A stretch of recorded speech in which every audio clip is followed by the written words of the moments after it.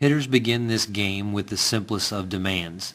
They are asked to hit a moving ball into the field of play. They are asked to do this off of a pitcher that might not even be able to throw a strike. There is no command of the strike zone. It is simply a ball or a strike. Because pitchers at this stage do not locate their fastball, the demand placed on the hitter is quite simple. Get to the ball before the ball gets to the catcher.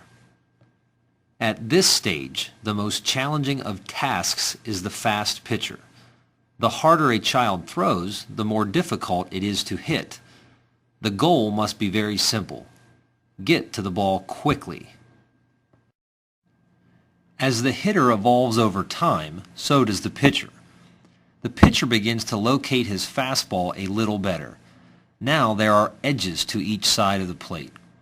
Pitchers begin to throw their fastball in locations rather than just over the plate. In addition, it is at this stage where pitchers begin to expand their arsenal of pitches. Fortunately, these secondary pitches are still thrown in predictable 0-2, 1-2 counts. This predictability lends itself to gauging the speed of the pitch. At this stage, a hitter must concern himself with the width of a pitcher's repertoire. At this stage, the most challenging of tasks is to hit a hard-throwing pitcher that can locate on both sides of the plate. The goal becomes a little more challenging. Prepare to hit the fastball away and attempt to adjust to the fastball in. As the evolving hitter moves up against the best of pitchers, they begin to lose those anticipation strategies that they have always been afforded.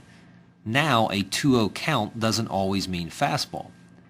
The developing hitter still needs to contend with that fastball, but he also must contend with off-speed pitches that give the pitcher a depth factor heretofore unseen by the evolving hitter. The hitter is challenged both by a pitcher's command of the strike zone in and out, but also by a pitcher's ability to change speeds. Can the hitter handle multiple pitches in any count? Is he still quick enough to get to the front edge of the fastball? Can he move the barrel of his bat in and out to contend with the width of the prism? Can he delay his swing to get to the back edge of the prism? This evolution of the pitcher brings a cognitive aspect into hitting. Rather than being reflexive and making a simple choice, hitters must use their baseball IQ and make informed decisions about the hitting process rather than the very basic reaction to one pitch at one speed. Understanding this prism might be the key to a hitter's deliberate practice.